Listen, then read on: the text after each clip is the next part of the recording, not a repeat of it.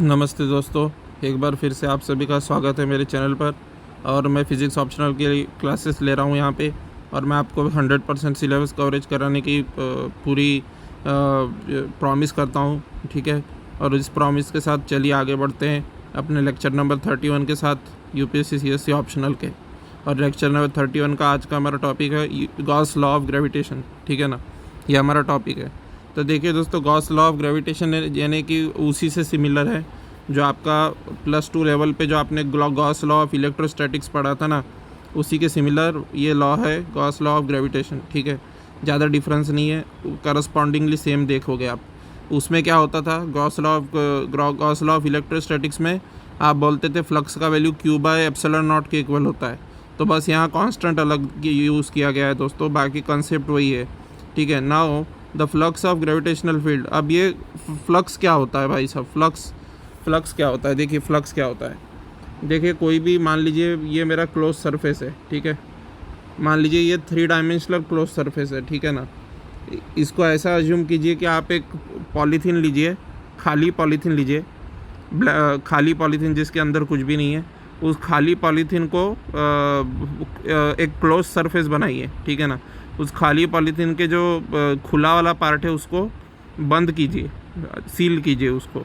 और फिर जो आपका बनेगा वो एक क्लोज सरफेस होगा जो अंदर से हॉलो होगा, और उसकी थिकनेस भी निग्लिजिबल होगी, और क्या बोलते हैं वो अनइवन भी होगा। तो ऐसा आपका सरफेस है जैसे यहाँ पे दिख रहा है। हालांकि मैं 2 डायमेंशनल स्क्रीन है मेरी, तो स्क्रीन पे सरफेस नहीं दिखा सकता, इसलिए स्क्रीन पे सरफेस नहीं दिखा रहा हूँ। तो मान लीजिए ये सरफेस है, ठीक है ना। आपकी जो झिल्ली है वो इस तरीके से है, ठीक है ना, यानी कि पॉलीथीन, झिल्ली मतलब, तो पॉलीथीन है सपोज ये। तो गॉस लॉ ऑफ ग्रेविटेशन क्या कहता है, तो flux of gravitational field E across a closed surface, ठीक है ना।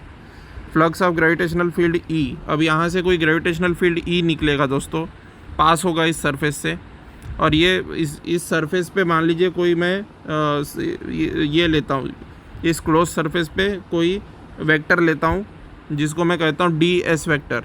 Now what is this D S vector, this is differential surface area vector, ठीक है ना।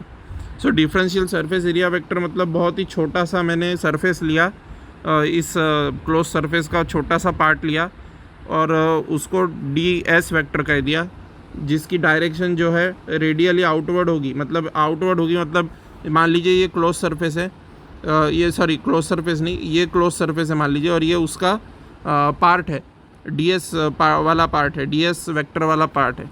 तो इसके परपेंडिकुलर डायरेक्शन में इसकी डायरेक्शन होती है, ठीक है ना। तो इस तरीके से ये इस वेक्टर का, ds वेक्टर का जो डायरेक्शन होता है इसका परपेंडिकुलर होता है दोस्तों, ठीक है ना। तो उसी तरीके से मैं ले रहा हूँ, ठीक है। तो let's now define the formula, the flux of gravitational field E across a close surface, ठीक है। The flux of A gravitational field ई, कोई ग्रेविटेशनल फील्ड ई है, ठीक है ना। अब हालांकि ये इलेक्ट्रोस्टैटिक्स का लॉ नहीं है, इसलिए यहाँ पे ग्रेविटेशनल फील्ड कहा गया इंस्टेड ऑफ इलेक्ट्रिक फील्ड, ठीक है ना। सो ग्रेविटेशनल फील्ड ई है, कोई क्लोज सरफेस है, और उससे जो पास होने वाला इलेक्ट्रिक फील्ड है, सॉरी ग्रेविटेशनल फील्ड है जो उस क्लोज सरफेस से पास होगा, वो इक्वल होता है -4πg times the total mass enclosed by the surface S, ठीक है ना। तो आपका जो पॉलीथीन है, जो झिल्ली जो है आपकी, उसको सरफेस एस मान लिया, उसमें कोई एनक्लोज्ड मास है सपोज, ठीक है ना, कोई मास एम उसमें एनक्लोज्ड है सपोज, ठीक है। तो ये मास जो है ग्रेविटेशनल फ्लक्स प्रोड्यूस करेगा, ठीक है, ग्रेविटेशनल फील्ड लाइंस प्रोड्यूस करेगा। ग्रेविटेशनल फील्ड लाइंस प्रोड्यूस होगी तो ग्रेविटेशनल फील्ड लाइंस इसके क्लोज सरफेस के इससे पास होगी, मतलब क्लोज सरफेस के थ्रू पास होगी ग्रेविटेशनल फील्ड लाइंस। और ग्रेविटेशनल फील्ड लाइंस अगर ये क्लोज सरफेस से पास होगी तो नेचुरली क्लोज सरफेस का मैं छोटा सा हिस्सा काट लूँगा यहाँ से, ठीक है ना। तो छोटा सा हिस्सा काट लूँगा तो वो क्या होगा, ds वेक्टर होगा, और ये ds वेक्टर की डायरेक्शन होगी रेडियली आउटवर्ड, परपेंडिकुलर होगी बाहर की ओर, ठीक है ना, सरफेस से बाहर की ओर, ठीक है, इसकी डायरेक्शन होगी। और इससे जो जितनी भी ग्रेविटेशनल फील्ड लाइंस इससे पास होंगी, मान लीजिए 2 पास हो रही है, तो 2 का फ्लक्स हो जाएगा, समझ में आ रही है ना। तो number of gravitational field lines passing through ds vector, ठीक है ना, is called as the gravitational flux, ठीक है ना। ग्रेविटेशनल फील्ड लाइन जितनी पास होगी उसको क्या बोलेंगे, ग्रेविटेशनल फ्लक्स बोलेंगे, ठीक है। तो यहाँ पे क्या कहा गया है, the flux of gravitational field ई, तो कोई ग्रेविटेशनल फील्ड ई है, उसका जो फ्लक्स है, जितना ज़्यादा ग्रेविटेशनल फील्ड ई होगा उतनी ज़्यादा फ्लक्स होगा, ठीक है ना, क्योंकि उतनी ज़्यादा ग्रेविटेशनल फील्ड लाइंस प्रोड्यूस होगी, जितना ज़्यादा इलेक्ट्रिक बोल रहा हूँ मैं, जितना ज़्यादा ग्रेविटेशनल फील्ड होगा उतने ज़्यादा ग्रेविटेशनल फील्ड लाइंस प्रोड्यूस होगी। तो इसलिए ई का वैल्यू जैसे जैसे बढ़ेगा वैसे वैसे तुम्हारी ग्रेविटेशनल फील्ड लाइंस बढ़ेगी। तो ग्रेविटेशनल फील्ड लाइंस बढ़ेगी तो पर यूनिट एरिया से पास होने वाला ग्रेविटेशनल फील्ड लाइंस भी ज़्यादा होगी। तो क्या बोलते हैं, ग्रेविटेशनल फील्ड लाइन भी ज़्यादा होगी तो तुम्हारा ग्रेविटेशनल फ्लक्स भी ज़्यादा होगा, ठीक है ना। ये है इसका फंडा, ठीक है। तो Gauss law of gravitation says कि flux of gravitational field E across a closed surface S is equal to -4πg times universal gravitational constant है ई जी, ठीक है ना। जी का वैल्यू मैंने बताया था 6.67 इंटू 10⁻11 न्यूटन मीटर स्क्वायर पर kg स्क्वायर, ठीक है ना, ये तो बता चुका हूँ मैं। तो -4πg times the total mass enclose by S, ठीक है ना, जो टोटल मास एस एनक्लोज करेगा उसके 4πg टाइम्स होगा, ठीक है। तो आई विल राइट, यहाँ पे देखिए ये आपको सरफेस में ड्रॉ करके देता हूँ यहाँ पे, ठीक है। मान लीजिए ऐसा सरफेस है, ठीक है। तो ऐसा सरफेस है तो जो तुम्हारा ई होगा, ठीक है ना, जैसे ये वाले फिगर में आप देख सकते हो, ये ई है क्या बोलते हैं तुम्हारा ग्रेविटेशनल फील्ड लाइन, और ये डी एस जो है, डी एस वेक्टर जो है तुम्हारा परपेंडिकुलर है इस पॉइंट पे जो सरफेस एरिया वेक्टर है, ठीक है ना, सरफेस एरिया वेक्टर जो उस पॉइंट पे है, ठीक है ना। तो सरफेस एरिया वेक्टर का जो यहाँ पे मैथमेटिकली मैं लिख सकता हूँ integration over surface E dot D S, ठीक है ना। ई ग्रेविटेशनल फील्ड ई का डॉट प्रोडक्ट होगा surface area vector D S से, उससे डॉट प्रोडक्ट जो होगा उसका सरफेस इंटीग्रल जब करोगे, ठीक है ना, तो तुमको मिलेगा टोटल फ्लक्स, ठीक है ना, ठीक है। तो you will get total flux, ठीक है ना। So that this total flux will be equal to -4πg m, ठीक है ना। This is Gauss law. Now why this thing has been written, देखिए कुछ नहीं है, ये डी एस जो है, ये डी एस आपका क्या था, ये जो सरफेस यहाँ पे दिया गया था, ठीक है ना, ये जो सरफेस था, ये जो दिख रहा है आपको, ये सरफेस, इस सरफेस का मैंने छोटा सा टुकड़ा लिया और उस छोटे से टुकड़े को मैंने डी एस वेक्टर वाला ये मान लिया, मतलब सरफेस एरिया वेक्टर मान लिया। Now this D S vector will have a unit vector, ये मान लीजिए डी एस वेक्टर है, तो ये कैसे डिफाइंड होता है, ये डी एस वेक्टर डिफाइंड होता है कि unit vector in the direction of D S vector, unit vector होगा और सरफेस एरिया जो होगा डी एस के बराबर उसका मल्टीप्लिकेशन। तो any vector can be written as उसका magnitude multiplied by unit vector in that direction. तो वेक्टर को लिख दिया मैंने, वेक्टर का magnitude multiplied by unit vector in that direction. तो डी एस वेक्टर का वैल्यू हो गया D S multiplied by N cap यानी कि डी एस की डायरेक्शन में यूनिट वेक्टर है और डी एस जो है सरफेस एरिया है उस छोटे से एलिमेंट का, ठीक है ना। सो डिफरेंशियल छोटा सा सरफेस एरिया एलिमेंट का सरफेस एरिया है, ठीक है ना। So integration over S E dot N cap D S, ठीक है ना, ये तो समझ में आ गया होगा, ठीक है। फिर इक्वल टू -4πg m, यानी मास m जो है मास एनक्लोज बाय s है, समझ में आ रही है ना बात। तो इसको कहा जाता है integral form of Gauss law, ठीक है, integral form of gravitational Gauss law. ये ग्रेविटेशनल वाला गॉस लॉ है, ये इलेक्ट्रोस्टैटिक्स वाला गॉस लॉ नहीं है, ये ग्रेविटेशनल वाला गॉस लॉ है, ठीक है ना। तो ये वाला जो फार्मूला जो लिखा है यहाँ पे, ठीक है, ये जो फार्मूला लिखा हुआ नज़र आ रहा है आपको, this is called as integral form of Gauss law, ठीक है ना। तो ये आपको एग्ज़ाम में स्टेट करने के लिए पूछा जाता है, कभी कभी पूछ लेता है कि स्टेट दिस लॉ, ठीक है ना। तो ये स्टेट करने के लिए आपको पूछा लिया जाता है। नाउ यहाँ पे जो माइनस साइन है, ये माइनस साइन मैंने क्यों लगाया है, तो बेसिकली इस माइनस साइन लगाने के पीछे एक कारण ये है कि g is constant, m is constant, ठीक है ना। और आप ये भली बात ही जानते हैं, क्या बात भली बात ही जानते हैं कि देखिए जो आपका इसका अगर आप देखेंगे, इसको गौर से देखेंगे इस एक्सप्रेशन को, तो इस एक्सप्रेशन को गौर से देखने पे आप एक बात पाएंगे कि जो आपका सरफेस है, ठीक है ना, तो उसके अंदर मास एनक्लोज्ड है, तो जो ग्रेविटेशनल फील्ड लाइंस होंगी वो इस डायरेक्शन में होंगी, और आपका जो यूनिट एरिया वेक्टर है वो यूनिट एरिया वेक्टर इसके अपोजिट डायरेक्शन में है, ठीक है ना, क्योंकि सरफेस ऐसा लूँगा मैं, तो यूनिट एरिया वेक्टर जो है इसके अपोजिट डायरेक्शन में, तो इन दोनों के बीच का एंगल कितना हो गया, 180 डिग्री का हो गया, ठीक है ना। नाउ एंगल 180 डिग्री का हो गया, तो यहाँ पे जब मैं वेक्टर प्रोडक्ट लूँगा तो क्या आएगा, cos 180 वाला टर्म आएगा, तो cos 180 वाला टर्म आएगा तो निगेटिव वाला टर्म आएगा, इसलिए यहाँ पे निगेटिव से एडजस्ट किया है। समझ में आ रही है ना बात, क्योंकि D S vector and this gravitational field vector, these vectors are oppositely directed, they make an angle of 180 degree with each other, that's why minus 4 pi gm instead of plus 4 pi gm, ठीक है ना। but some books will state that it is equal to plus 4 pi gm, so that is also correct, but that does not specify the direction, okay, ठीक है ना। तो direction accurate अगर आपको लिखना है तो दिस इज़ मोर करेक्ट, ठीक है ना। some books will write like this, written in the downward side, but do not fall into the fallacies of these books, ठीक है ना। you will have to use the minus sign because you need to be more appropriate in your exam, ठीक है ना। now this is called as normal surface integral of E vector over surface S, ठीक है ना। ये जो integral है इसको कहा जाता है normal surface integral of E over the surface S। इसको नॉर्मल सरफेस इंटीग्रल क्यों कहा जाता है, देखिए मैं बताता हूँ इसको नॉर्मल सरफेस इंटीग्रल क्यों कहा जाता है, ये अभी हम जान लेते हैं, ठीक है ना। देखिए ये जो है ये सरफेस है आपका, ठीक है, ये सरफेस में से ये जो ई निकल रही है और ये डी एस वेक्टर का डायरेक्शन निकल रही है।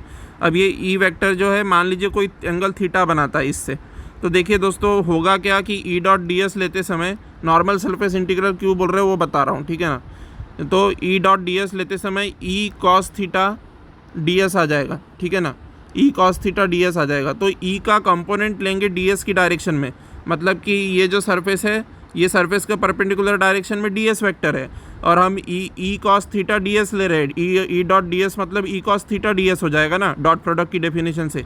तो ई का कंपोनेंट ले रहे हैं हम नॉर्मल डायरेक्शन में, ठीक है ना। अगर ई का कंपोनेंट हम नॉर्मल डायरेक्शन में ले रहे हैं तो स्वाभाविक सी बात है कि क्या बोलते हैं नॉर्मल सरफेस इंटीग्रल इसको कहा जाएगा, इसलिए इसको नॉर्मल सरफेस इंटीग्रल कहा गया है दोस्तों। समझ में आ रही है ना बात, ठीक है। So that's why it has been called as normal surface integral, ठीक है ना।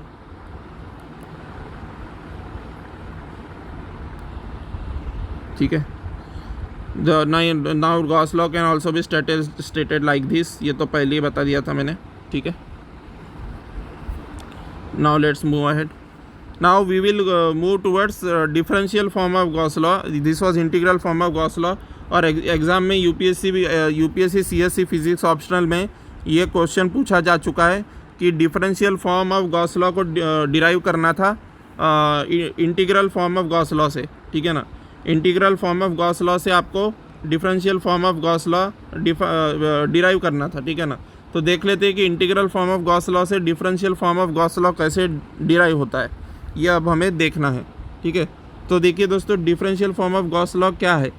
Differential form of Gauss law को कुछ इस तरीके से आप लिख सकते हो कि मान लीजिए ये क्लोज सरफेस एस है, ठीक है ना, और मान लीजिए ये जो क्लोज सरफेस है आपकी जो पॉलीथीन है क्लोज्ड वाली, वो आपकी क्लोज्ड पॉलीथीन कुछ एरिया वॉल्यूम भी एनक्लोज कर रही है, ठीक है ना। आपकी जो क्लोज्ड हॉलो वाली जो पॉलीथीन है जो क्लोज सरफेस एस बना रही है वो कुछ वॉल्यूम भी उसके अंदर एनक्लोज कर रही है, तो let that volume be V, ठीक है ना, उसको वी से डिनोट किया। तो देखिए दोस्तों differential form of Gauss law क्या होगा। By integral form of Gauss law we already know this thing, ठीक है ना। Integral form of Gauss law से ये चीज़ तो हमें पता है। अब देखिए दोस्तों यहाँ गौर से देखने वाली बात यह है कि मान लीजिए इसका मास जो है इस पूरे के पूरे यहाँ ये जो क्लोज सरफेस है इसके अंदर जो मास है ये मास m जो है एक पार्टिकल के रूप में ना होने के बजाय, मान लीजिए कोई पार्टिकल के रूप में मास m ना होने के बजाय इस पूरे के पूरे वॉल्यूम में डिस्ट्रीब्यूटेड मास है, ऐसा मान लीजिए सपोज, ठीक है ना। ऐसा मैं हाइपोथेटिकल किस्सा मानता हूँ कि मान लीजिए पूरे के पूरे वॉल्यूम में डिस्ट्रीब्यूटेड मास है, ठीक है ना, कंटिन्यूसली, ठीक है। तो होगा क्या इसमें? तो इस केस में होगा कुछ यूँ दोस्तों, देखिए अभी बताता हूँ मैं क्या होगा इस केस में। तो इस केस में होगा यूँ कि integration over surface E dot D S, ठीक है ना, integration over surface E dot D S will be equal to -4πgm, ठीक है ना। This is quite obvious. अब देखिए एम को मुझे निकालना है, एम को मुझे इवेल्युएट करना है, तो मैं क्या क्या लिख सकता हूँ? एम को इंटीग्रल डी एम लिख सकता हूँ। क्यों इंटीग्रल डी एम लिख सकता हूँ? क्योंकि mass is distributed all over the volume. Now as mass is distributed all over the volume, let this mass distribution be not uniform, ठीक है ना। अगर ये मास डिस्ट्रीब्यूशन यूनिफॉर्म हो गया, ठीक है, देखिए दो केसेस बनते हैं इसमें। मास पूरे के पूरे वॉल्यूम में डिस्ट्रीब्यूटेड यदि है, ये मास जो है एम पूरे के पूरे वॉल्यूम में यदि डिस्ट्रीब्यूटेड है, तो दो किस्से बन सकते हैं। या तो मास यूनिफॉर्मली डिस्ट्रीब्यूटेड होगा, या तो मास नॉन यूनिफॉर्मली डिस्ट्रीब्यूटेड होगा, ठीक है ना। Let this tick mark denote uniformly distributed and let this cross denote not uniformly distributed. तो जब यूनिफॉर्मली डिस्ट्रीब्यूटेड वाला केस आएगा तो क्या होगा? यूनिफॉर्मली डिस्ट्रीब्यूटेड वाले केस में हम जानते हैं कि density is equal to mass upon volume, ठीक है ना। Density is equal to mass upon volume. तो मास को क्या लिख सकता हूँ मैं? डेंसिटी यानी कि रो इंटू वी लिख सकता हूँ डायरेक्टली। तो उस केस में तो रो इंटू वी से डायरेक्टली सब्सटीट्यूट हो जाएगा ये, ठीक है ना। 4πg रो इंटू वी हो जाएगा, ठीक है ना, उस केस में जब मास यूनिफॉर्मली डिस्ट्रीब्यूटेड होगा। लेकिन मान लीजिए कि मास यूनिफॉर्मली डिस्ट्रीब्यूटेड नहीं है, density point to point very कर रही है। Density point to point very कर रही है मतलब यहाँ से मैं 1 kg का टुकड़ा उठाता हूँ तो उसका जो डेंसिटी है कुछ और आता है, और यहाँ से मैं उतना ही टुकड़ा उठाता हूँ 1 kg का ही, तो उसका डेंसिटी कुछ और आता है, ठीक है ना। तो डेंसिटी इज़ नॉन यूनिफॉर्म अगर मैं कहूँ तो मैं यहाँ पे मुझे लिखना होगा -4πg integration over V D M, ठीक है ना, integration over volume D M. देखिए यहाँ लिखना होगा मुझे integration over V D M. अगर जो हमारा मास है वो नॉन यूनिफॉर्मली डिस्ट्रीब्यूटेड है। नॉन यूनिफॉर्मली डिस्ट्रीब्यूटेड मास को कुछ इस तरीके से भी समझ लो कि मान लीजिए मैंने एक क्यूब बनाया, कुछ इस तरीक़ा का क्यूब है, ठीक है ना, ठीक है, इस तरीके का क्यूब है जैसे यहाँ पे दिख रहा है, ठीक है। अब ये क्यूब को मैंने यहाँ से निकाला, इतने साइज़ के क्यूब को मैंने यहाँ से निकाला, तो इसका वज़न आया 1 किलो। और उतने ही साइज़ का क्यूब मैंने यहाँ से निकाला, उतने ही एग्जैक्टली डिक्टो क्यूब मैंने यहाँ से निकाला, तो उसका वज़न आया 1.2 kg। तो इसका मतलब मास डिस्ट्रीब्यूशन यूनिफॉर्म हुआ क्या इस केस में?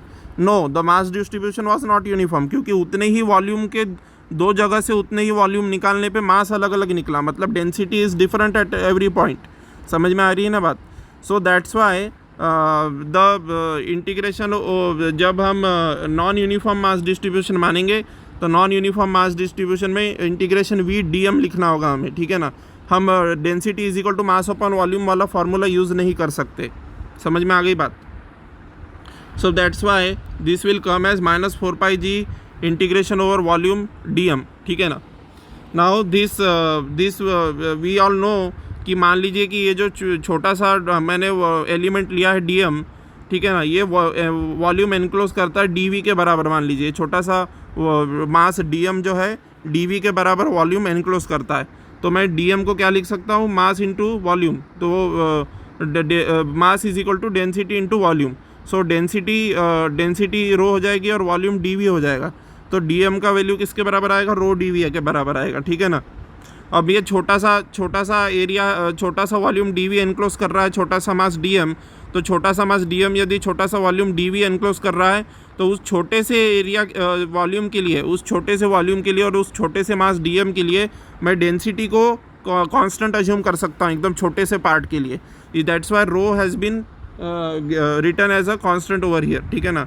रो उतने एक डिफरेंशियल एलिमेंट के लिए रो कांस्टेंट रहेगा, मतलब उस पॉइंट पे डेंसिटी को डिनोट कर रहा है रो, ठीक है ना। और density is varying from point to point, तो इंटीग्रेशन में सारे के सारे पॉइंट्स कवर होंगे, ठीक है ना।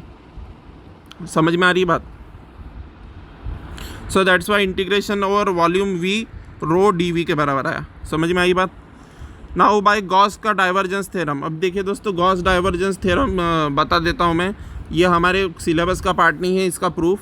गॉस डाइवर्जेंस थ्योरम हमारे सिलेबस का पार्ट नहीं है, पर ये integral form of Gauss law से जब differential form of Gauss law को डिराइव करते हैं तो गॉस डाइवर्जेंस थ्योरम का काम पड़ता है। समझ में आ रही है ना बात। पर ये गॉस डाइवर्जेंस थ्योरम खुद हमारे सिलेबस में नहीं है, क्योंकि ये मैथमेटिकल फिजिक्स का पार्ट है, वेक्टर एनालिसिस का पार्ट है, जो हमारे सिलेबस में नहीं है यूपीएससी सीएससी फिजिक्स ऑप्शनल के। इसलिए मैं इसका प्रूफ नहीं पढ़ाने वाला गॉस डाइवर्जेंस थ्योरम का। तो ऐसी चीज़ को रट लेना चाहिए जब भी आपके सामने आए। तो रिमेंबर दिस फार्मूला, ठीक है ना। अब मुझे करना क्या है एक्चुअली कि इस इंटीग्रल फॉर्म को, इंटीग्रेशन फॉर्म को डिफरेंशियल फॉर्म में कन्वर्ट करना है। तो यहाँ पे दोनों साइड इंटीग्रेशन है, ठीक है ना। इसलिए मैं यहाँ पे एक साइड के सरफेस इंटीग्रल को वॉल्यूम इंटीग्रल करूँगा और फिर बोथ द साइड इक्वेट करूँगा। तो इसको वॉल्यूम इंटीग्रल में कन्वर्ट करने के लिए मैंने क्या किया, मैंने integration over surface S E dot D S को वॉल्यूम इंटीग्रल में कन्वर्ट करने के लिए ये वाला फार्मूला लगाया, गॉस डाइवर्जेंस थ्योरम का फार्मूला, ठीक है ना। By Gauss divergence theorem we all know कि integration over surface S E dot D S is equal to integration over volume V divergence of E D V, ठीक है ना। समझ में आ रही है बात। Now what is this divergence of E? Divergence of E is del operator dot, मतलब differential partial differential operator dot E vector, ठीक है ना। This is defined as divergence of E. अब कंफ्यूज मत होना दोस्तों, हमने इसके पहले पढ़ा था कर्ल एफ पढ़ा था, ठीक है ना। कर्ल ऑफ अ वेक्टर पढ़ा था। तो कर्ल कैसे डिफाइन होता है?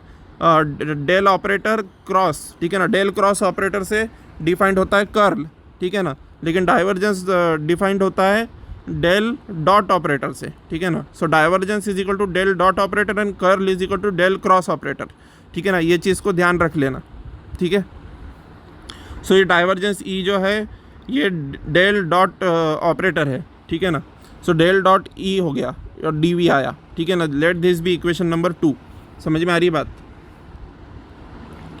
ठीक है ना।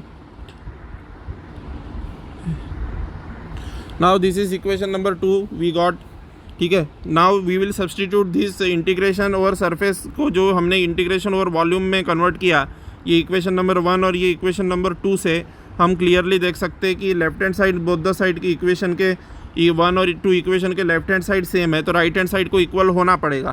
तो from equation number 1 and 2 integration over volume V, integration over volume V divergence of E D V is equal to -4 pi G integration over volume V rho D V. अब देखिए दोस्तों, गौर फरमाने वाली बात यह है कि बोथ द साइड मुझे इंटीग्रेशन ओवर वी मिल गया है, बोथ द साइड मुझे इंटीग्रेशन ओवर वी मिल गया है, ठीक है ना। बोथ द साइड मिल गया है। अब मुझे करना क्या है, बस ये -4 पाई जी, चूँकि ये -4 पाई जी एक कांस्टेंट है, तो मैं इसको इंटीग्रेशन के भीतर लिख सकता हूँ, ठीक है ना।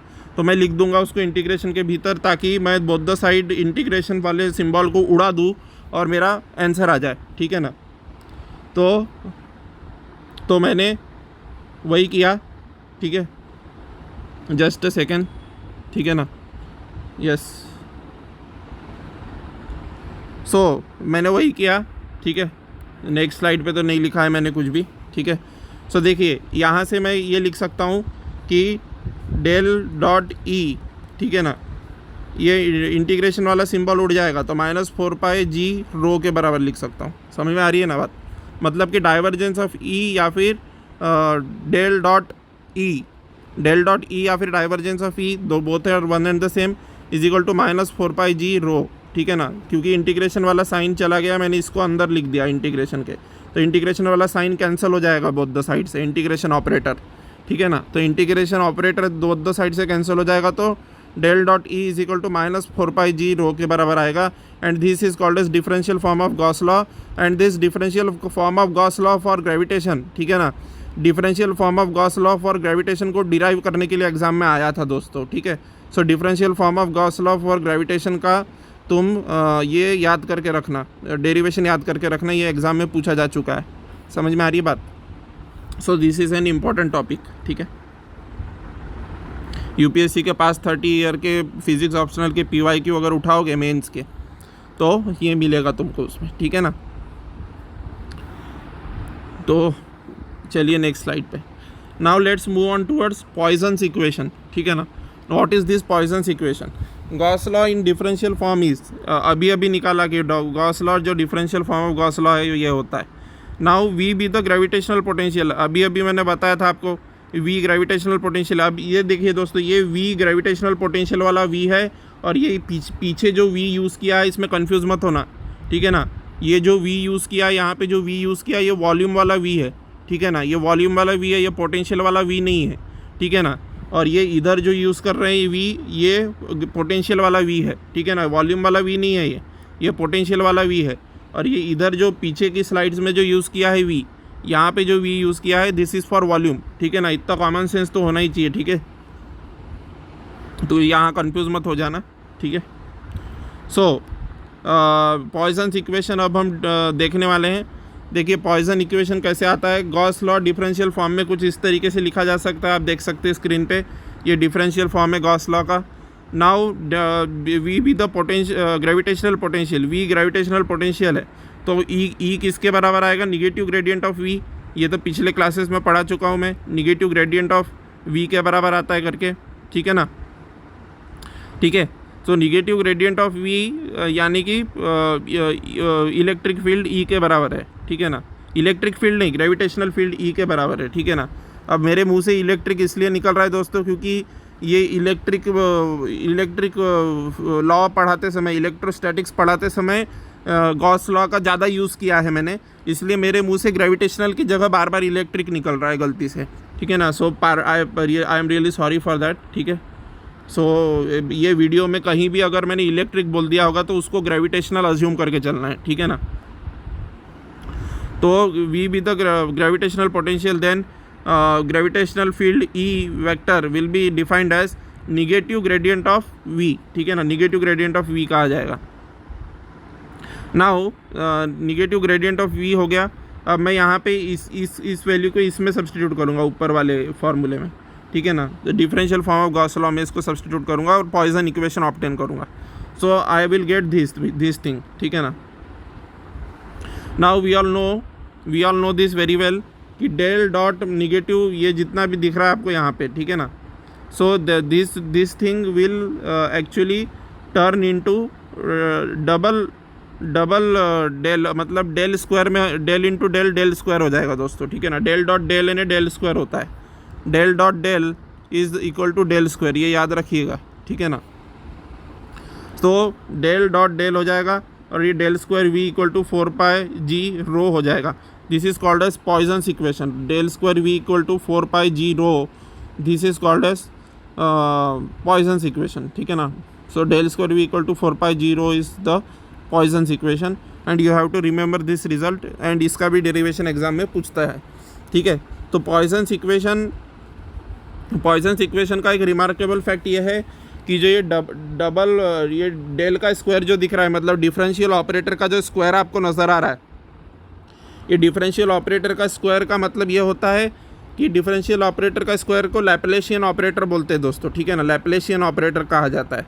एंड दिस लैप्लेशियन ऑपरेटर, ठीक है ना, ये लैप्लेशियन ऑपरेटर क्या होता है वो आगे आएगा हमारे पढ़ने में, लेकिन अभी इतना ध्यान में रखिए कि डेल स्क्वायर ऑपरेटर को लैप्लेशियन ऑपरेटर भी कहा जाता है, ठीक है ना। मैं बता ही देता हूँ लैप्लेशियन ऑपरेटर क्या होता है।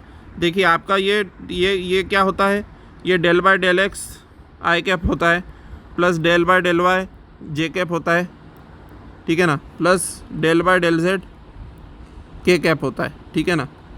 यहाँ पे सब ब्लैंक है, ठीक है, क्योंकि ये ऑपरेटर है। समझ में आ रही है बात। नाउ अगर मैं इसका डॉट प्रोडक्ट इसी के साथ लूँ, डेल डॉट डेल अगर मैं करूँ तो क्या हो जाता है, आपको डॉट प्रोडक्ट के रूल से क्या होता है, del 2 by del X square हो जाता है, plus del 2 by del Y square हो जाता है, plus del 2 by del Z square हो जाता है, और सारे के सारे आई कैप जे कैप और के कैप चले जाते हैं, ठीक है ना। क्योंकि वो क्या बोलते हैं, डॉट प्रोडक्ट लेते समय हम कोएफिशिएंट्स का मल्टीप्लिकेशन करते हैं, ये पता ही होगा आपको। तो इसका डॉट प्रोडक्ट करके देख लेना घर जाके। तो this is called as Laplacian operator, ठीक है। Del two by del X square plus del 2 by del Y square plus del 2 by del Z square without I cap J cap K cap. I cap J cap K cap नहीं रहता उसमें लैप्लेशियन operator में। सो ये del square जो है ये लैप्लेशियन operator होता है। तो हम कह सकते हैं पॉइजन्स इक्वेशन मतलब Laplacian operator, Laplacian of V, ठीक है ना। Laplacian of potential Laplacian of gravitational potential, फिर से बोलिएगा, Laplacian of gravitational potential is equal to 4πg times rho, ठीक है ना, मतलब कि डेंसिटी ऑफ योर बॉडी, ठीक है ना। So Laplacian of gravitational potential is equal to 4πg times your density, ठीक है। This is called as Poisson's equation, ठीक है। So you will have to remember this equation 2, ठीक है, और इसका डेरिवेशन भी। नाउ जो अगला टॉपिक आता है gravitational field due to spherical bodies, वो हम अगले क्लास में करेंगे दोस्तों, ठीक है। सो अब तब तक के लिए अपना ख्याल रखिएगा, ये क्लास में इतना ही रखता हूँ, ठीक है। अपना ख्याल रखिएगा। जय हिंद, जय भारत, गुड नाइट, शुभ रात्रि, शब बखैर, थैंक यू। और क्या बोलते हैं, मेरे चैनल को सब्सक्राइब कर दीजिएगा, लाइक कर दीजिएगा वीडियोस को, और अपने फ्रेंड्स के साथ भी शेयर कीजिएगा। और साथों साथ टेलीग्राम को ज़रूर ज्वाइन करें दोस्तों, क्योंकि उसमें मैं सारे के सारे आपको नोट्स भेज रहा हूँ, ठीक है ना। कुछ भी उसमें एडवर्टाइजमेंट नहीं भेज रहा हूँ। आपको ऐसा लग रहा होगा कि टेलीग्राम पे मैं एडवर्टाइजमेंट भेजता हूँ, नो, बिल्कुल एडवर्टाइजमेंट नहीं भेज रहा हूँ दोस्तों, ठीक है ना, क्योंकि मैं नॉट फॉर प्रॉफिट के हिसाब से चला रहा हूँ, ठीक है। So thank you very much. जय हिंद, जय भारत, अपना ख्याल रखिएगा।